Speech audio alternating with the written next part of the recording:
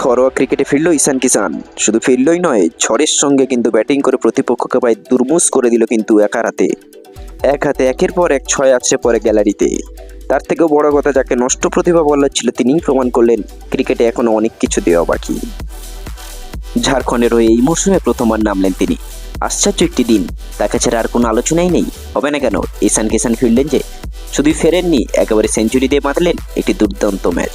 মধ্যপ্রদেশের বিরুদ্ধে দ্বিতীয় দিন মাত্র 86 বলে মার্কাটের 17 রান ঈশানের ব্যাটে, এবং দ্বিতীয় দিনেই সেই ঝাড়খণ্ডে চালকের আসলি। কি বলবে, 6 মাস আগে তার ক্রিকেট কেরিয়ার নড়বড়ে দেখাচ্ছিল।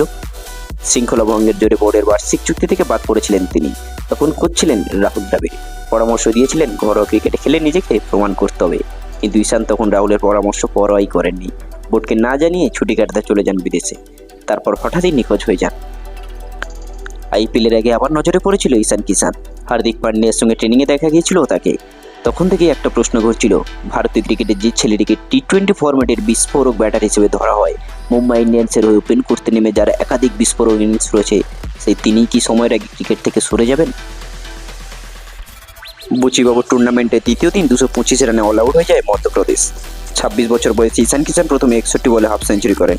86 বলে 17 রানে পৌঁছান তিনি। তার ইনিংসে ছিল 5টি 4 ও 10টি 6। 107 বলে 114 রানের একটি বিস্ফোরক ইনিংস উপহার দিয়েছেন ঈশান কিষান। তার এই ঝোনের ইনিংসের মধ্যে দিয়ে তিনি জানালেন যে আর নয়, অনেক হয়েছে।